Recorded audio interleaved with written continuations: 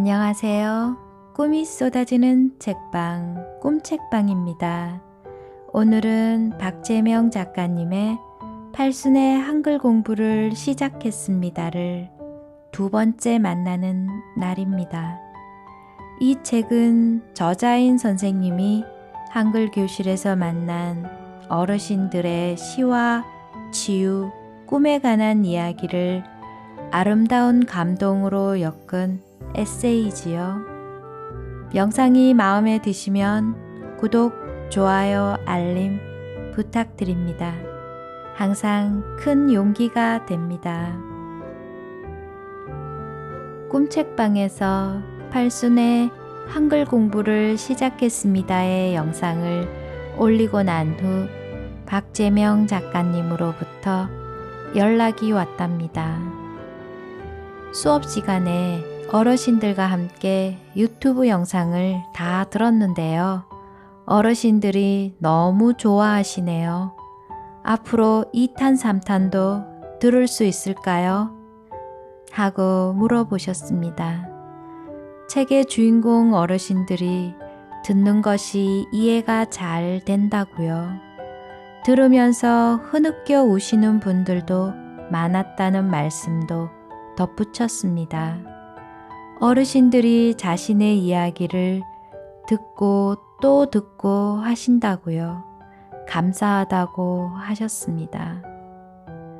부족하기 그지없지만 어르신들께 많은 도움이 되셨다는 말을 들으니 제가 더 감동이었습니다.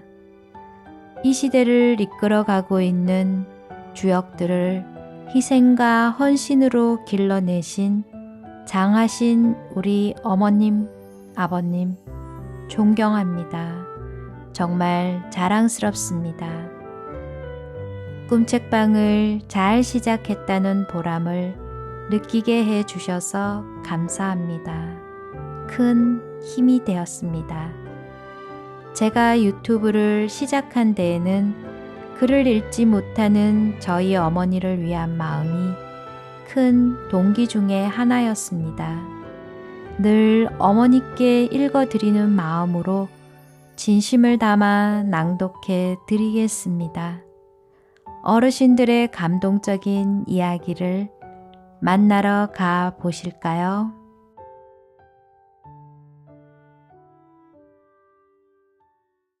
한많은 인생 정정분. 나는 5남매 중 막내. 오빠는 중고등학교 보내고 딸이라고 나는 못 갔다. 참으로 배우고 싶었다. 한 세상에 태어나 남들처럼 배우지 못한 것이 한이 맺혔다. 가슴이 허전했다. 딸이라고 학교 근처에도 보내지 않으면서 오빠는 중고등학교를 보냈다. 그래서 가슴에 한이 맺혔다는 나의 제자들은 여자로 태어난 것을 탓해야지 누구를 탓하랴 하며 체념했다. 학교에 가고 싶은 마음에 몰래 오빠나 남동생의 책을 꺼내보기도 하고 베개를 보자기에 싸서 허리에 메고는 책보따리를 두른 것처럼 다니기도 했다. 그러다 보니 오히려 평생의 한으로 남았고 극복할 수 없는 벽을 만들었다. 그래서인지 특별히 오빠나 남동생과 관계 맺기가 힘들었다고 이야기하는 분이 여럿 있었다. 남자 형제에 대한 원망과 피해의식이 강하게 남아있어서 관계를 어렵게 했다. 반대로 특별 대우를 받았던 남자 형제들은 자신 때문에 희생한 여자 형제에게 미안하고 한편으로 부담스러워 대면하기도 했다. 어떤 어르신은 솜씨가 무척 좋아서 명인으로 지정받게 되었는데 까막눈이라 어떻게 신청하는지를 몰랐다. 그때 다른 사람이 잽싸게 가로채 가버렸다고 한다. 너무 화가 나고 슬퍼서 오빠를 찾아가 원망도 하고 화풀이도 했다. 못 배운 탓에 세상에서 밀려날 때 부당하고 억울한 일을 당할 때면 자연스럽게 부모나 남자 형제에게 울분이 올라왔다. 매년 9월이면 성인 문해의 달 행사가 시청에서 벌어진다. 시화전 대회 우수자에 대한 시상식을 겸하는데 그때 수상자의 지인들을 많이 볼 수 있다. 상을 받는다는 소식에 축하하러 설레는 마음으로 꽃다발을 하나씩 들고 오기 때문이다. 그런데 정작 시 내용을 알게 되면 만감이 올라오는지 시상식이 끝날 때까지 울음을 그치지 못한다. 가족들이 마냥 기뻐하지도 축하하지도 못하는 상황이다. 가난과 성차별, 왜곡된 성 역할이 누군가를 불행으로 치닫게 했으며 지금 가족 전체가 불편을 감수해야 하는 결과를 낳았다. 왜 나의 제자들은 대부분 이런 불행 속에서 별 저항 없이 살았을까? 아마도 당시의 가족주의 가치관이 내면화되었을 것이다. 가족을 위해 희생하는 것이 아름답고 도덕적이라는 가치관을 자신도 모르게 받아들였다. 그래서 수많은 딸들이 기꺼이 가족을 위해 희생했다. 가족을 위해서 다 버리고 희생하면서도 그것이 오히려 자랑스러웠던 시대였다.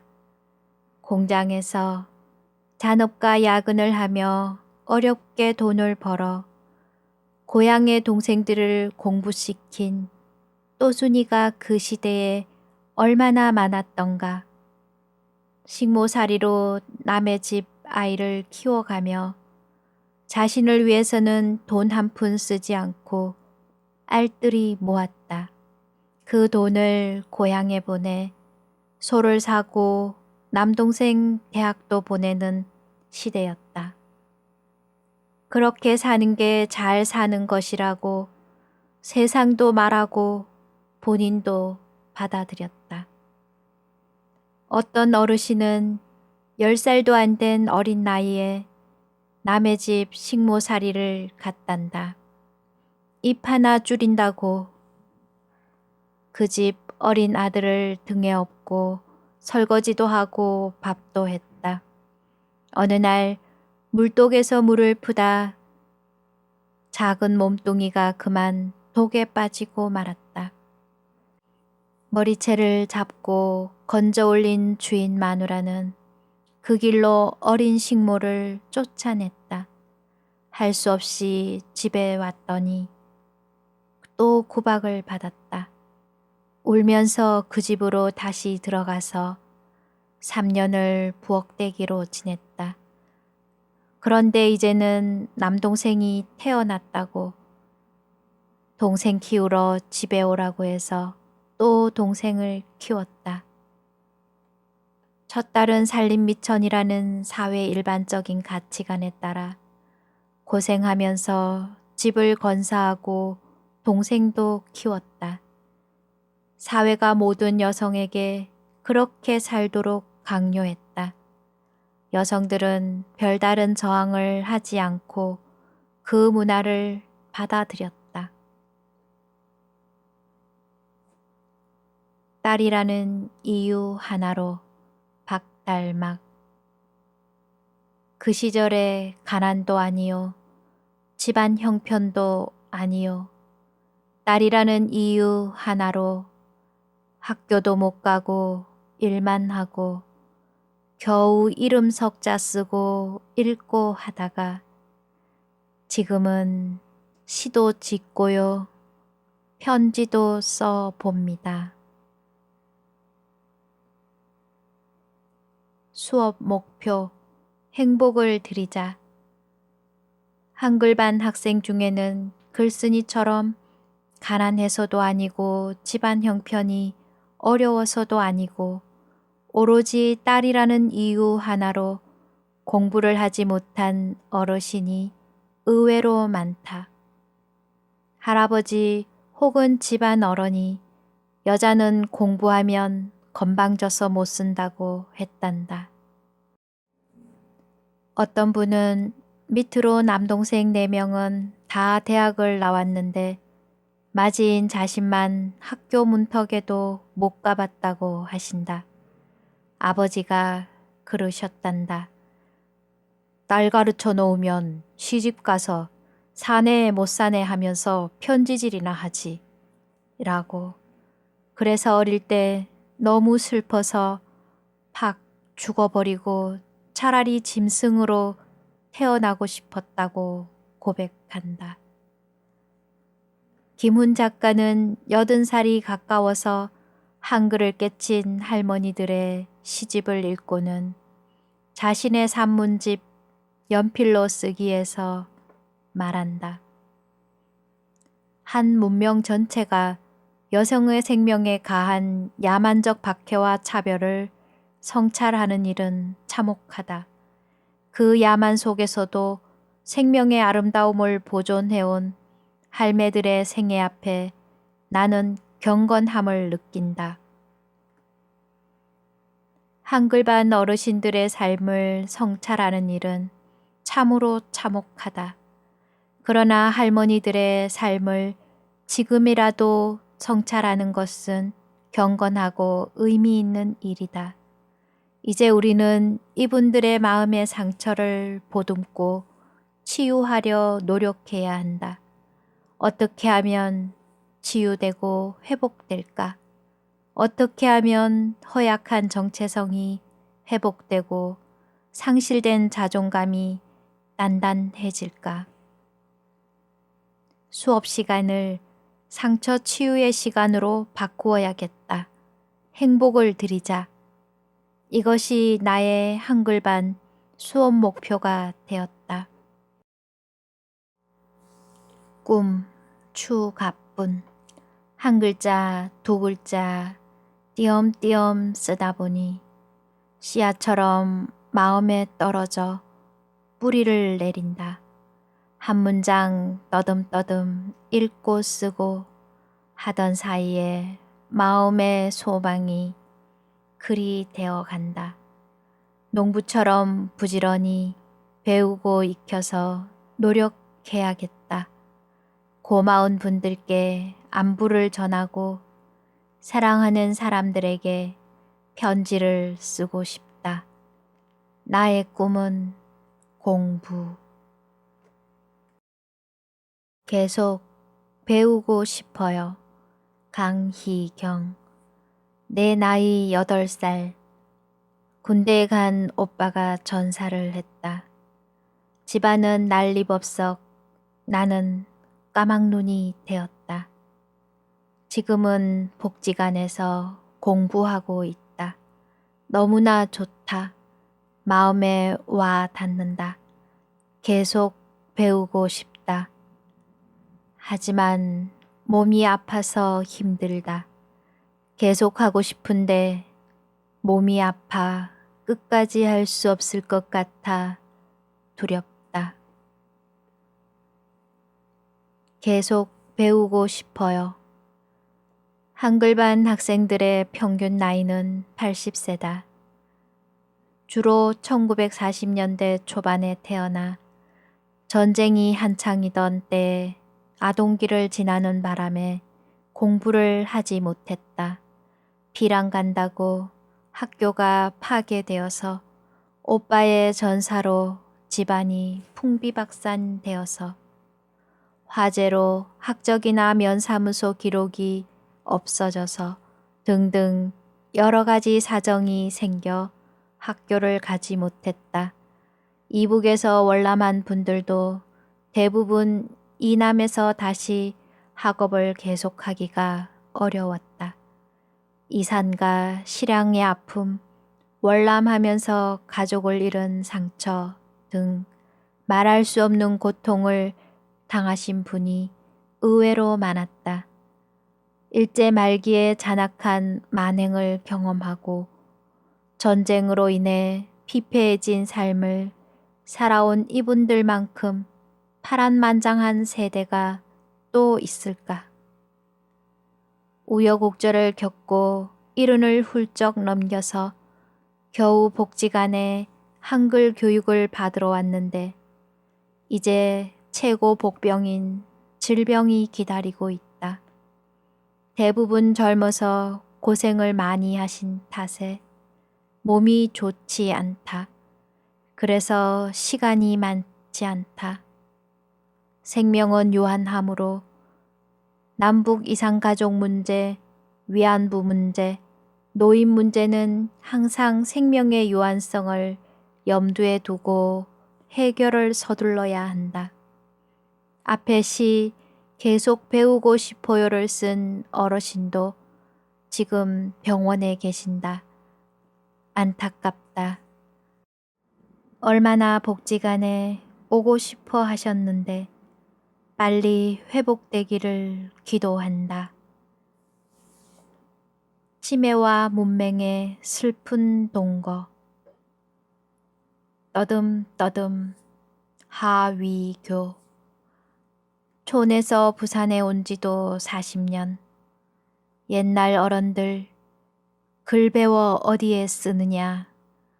지난 세월 서러움과 어려움 표현할 길이 없습니다.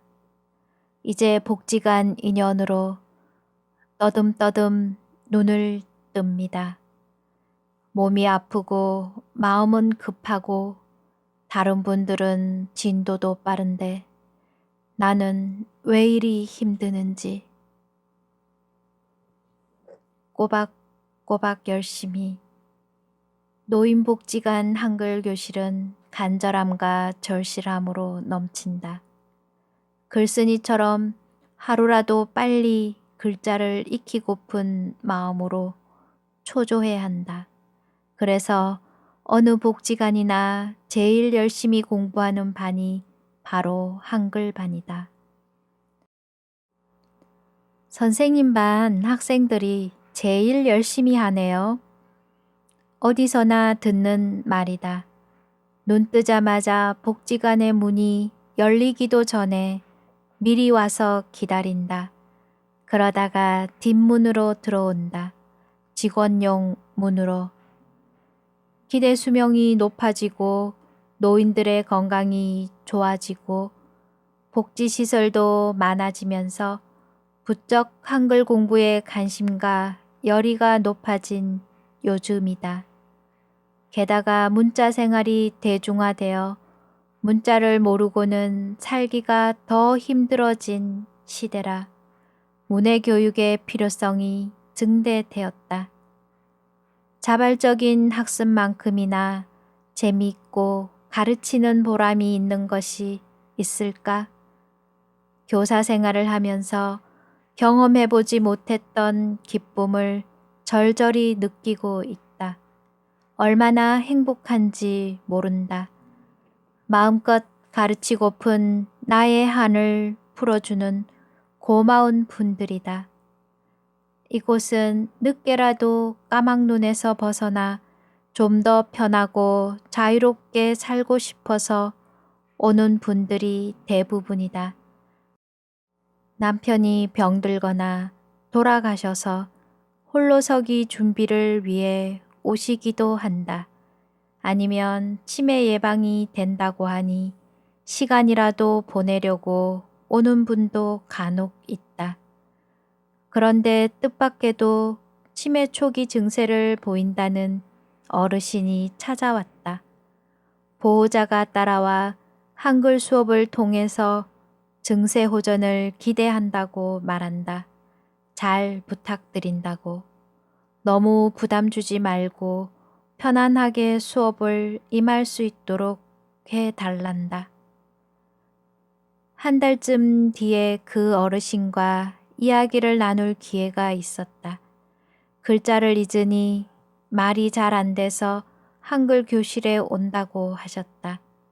일상에서 가족들과 대화를 나눌 때 갑자기 말이 떠오르지 않는다고. 그런데 한글 수업을 하고 난 후부터 대화하는데 불편을 느끼지 않는다며 참 고마워하셨다. 말과 글자가 이렇게 깊은 관계가 있는 줄 미처 몰랐다. 그 후 어르신은 한 번도 빠짐없이 꼬박꼬박 열심히 참여하셨다. 먼 길임에도 불구하고 버스를 타고 또 한참을 걸어서 오셨다. 공부한 지 2년 가까이 되었는데 지금은 지극히 정상적이다. 손가락 힘이 좀 빠져서 글씨 쓰기가 마음대로 신속하게 되지 않는 점만 빼면 아무 문제가 없다. 표정도 더 좋아지고 한글 실력도 부쩍 늘었다. 숙제도 잘 해오시고 대답도 제일 잘하신다. 치매와 정상의 경계가 어디인지 궁금하다. 어르신을 뵐 때면 치매를 너무 두려워할 필요가 없는 게 아닌가 하는 생각이 든다. 일찍 발견만 하면 꾸준히 인지교육을 하면서 현상 유지를 해 간다면 행복하게 병과 더불어 살아갈 수도 있겠구나 생각하게 된다. 문맹은 치매를 부른다. 과연 문자 교육이 치매 예방이나 치료에 도움이 되는 걸까? 문맹과 치매에 연관관계가 있는 걸까? 최근에 치매와 문맹의 슬픈 동거라는 글을 읽은 적이 있다. 알츠하이머 저널에 알츠하이머 환자 6,000명을 대상으로 한 결과를 발표했는데 분당 서울대병원 정신의학과 연구팀이 내놓은 연구 결과다. 우리나라 치매 환자의 16%는 그 원인이 문맹 때문이라는 것이다. 문맹률이 높은 남미나 아프리카 등지는 인구의 70%가 문맹으로 인한 치매 발생 위험에 노출되어 있다. 무서운 이야기다. 문맹도 서러운데 그것 때문에 치매가 왔단다. 그래서 슬픈 동거다. 문맹은 치매를 부른다. 자식들은 이 점에서 진작 한글을 가르쳐 드릴 걸 하고 후회한다. 문해력이 높은 사람일수록 인지 능력과 기억력 감퇴 속도가 느려져 문맹자보다 치매 발병률이 낮다는 게 의학계의 정설이다. 치매 환자가 거의 100만에 이르는 이 시대에 정부는 치매 국가 책임제를 약속했다. 경제적 부담을 덜어주려는 것이다. 하지만 이미 걸린 치매는 어찌할 수 없다. 가족이 불행해지는 것은 기정사실이므로 치매에 걸리기 전에 예방책을 내놓아야 한다. 그래서 치매를 가족 공동의 질병이라고 한다. 천문학적 사회적 비용을 덜려면 예방이 중요하다. 앞의 연구에 의하면 문맹을 퇴치하면 치매 비용이 약 60조 원이나 절감된다고 한다. 글을 배워서 행복하고 비용을 절감해 국가의 이익이니 얼마나 효율적인가. 치매 환자의 3가지 특징으로 저항력, 문맹, 고령을 꼽는다. 그런데 여기에 여성이라는 요소도 들어갈 듯하다. 여성의 문맹률이 압도적으로 높으니 말이다. 나의 제자들은 다 여기에 해당한다. 치매 발병 위험이 가장 높은 집단이 한글반 학생들이다. 다행히도 내가 가르친 5년 동안 몇백 명의 제자 중 단 한 명도 치매가 발생하지 않았다. 암으로 세상을 뜨신 분은 두 분이 있지만 문자 교육 덕분이라고 생각한다. 나는 격려 차원에서 수업 시간에 늘 이야기한다. 여기는 학교이자 병원입니다. 그리고 내 운동을 하는 운동장입니다.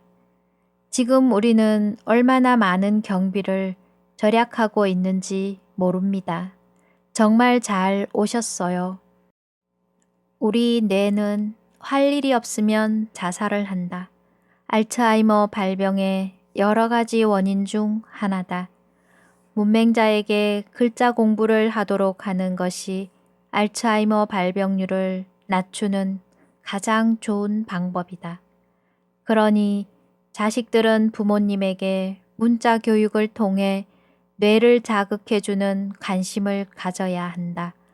후회하기 전에.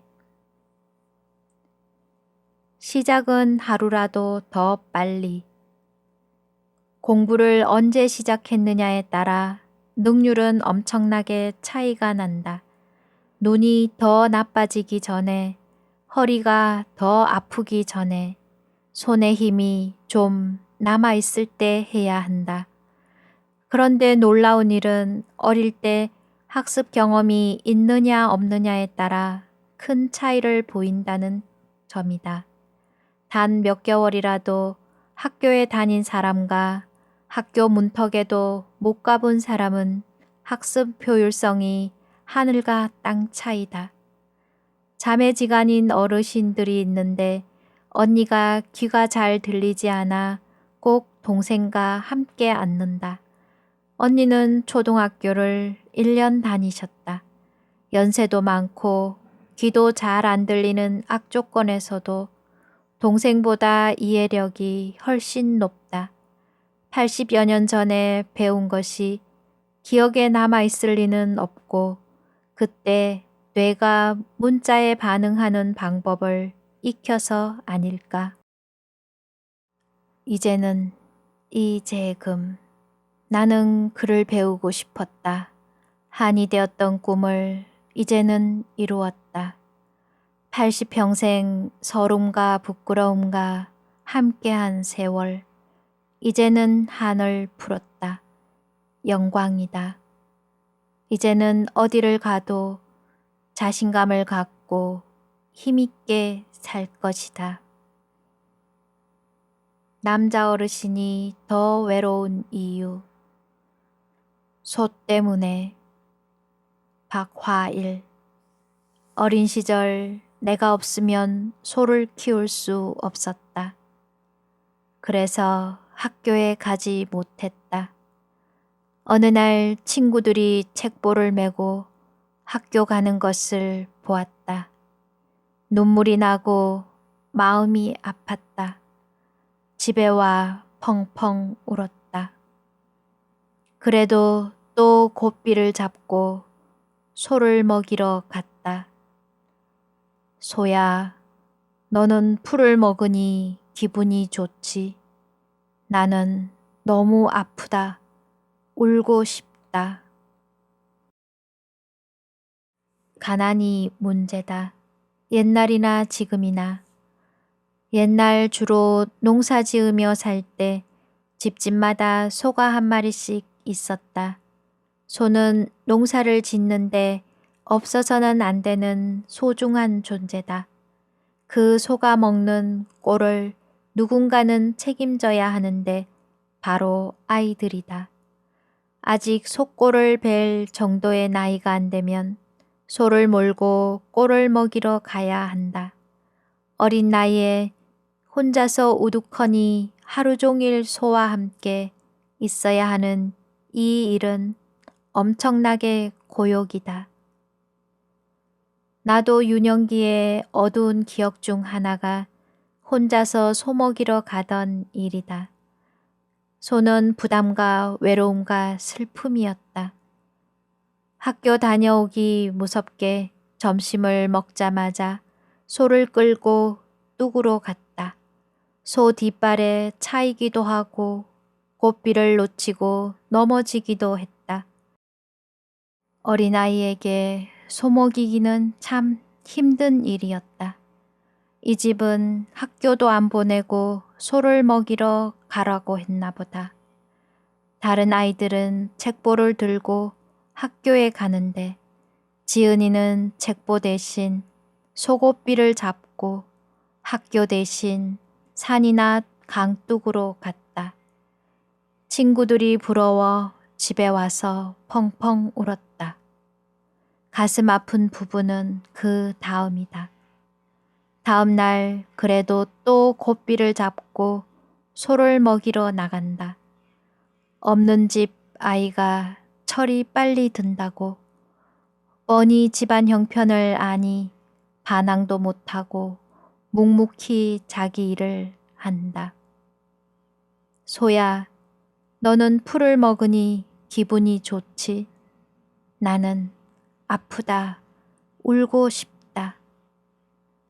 어린아이의 안타깝고 슬픈 독백이다. 이 세대는 모두 공감하는 내용이다. 소 때문에 공부를 못한 사람들이 참 많기 때문이다. 사실은 소 때문이 아니라 가난이 문제임을 우리는 다 안다. 지금도 이 가난이 노인들의 학습을 방해한다. 작년 봄 밤 9시쯤 되었을까? 갑자기 통장 정리할 일이 생겨 집 주변에 있는 은행에 간 적이 있다. ATM기가 있는 곳으로 들어가려는데 한 70대 후반의 어르신이 앞을 막더니 글자를 모르니 입금을 대신 해달라고 한다. 누가 오기를 손꼽아 기다리며 출입문 앞을 서성이셨던 것 같다. 안타까운 마음에 나는 한글을 가르치는 교사인데 노인복지관에 오시라고 그러면 금방 배울 수 있다고 은행 거래도 잘 할 수 있다고 안내했다. 그랬더니 뜻밖에도 배우고 싶지만 입에 풀칠하려니 돈을 벌어야 해서 시간이 없다고 하신다. 구겨진 돈을 한 장 한 장 헤아리며 글자는 몰라도 돈은 잘 센다고 하면서 1,000원짜리와 10,000원짜리를 합쳐 37,000원과 통장을 내민다. 그러고는 여러 기계 중 두 번째 ATM기가 입금이 잘 된다고 알려주신다. 오늘은 여기까지입니다. 좋은 글을 써주신 박재명 작가님과 낭독을 허락해 주신 카시오페아 출판사에 감사드립니다. 밤이면 시원한 바람에 이불을 찾습니다. 건강 조심하세요. 감사합니다. 사랑합니다. 축복합니다.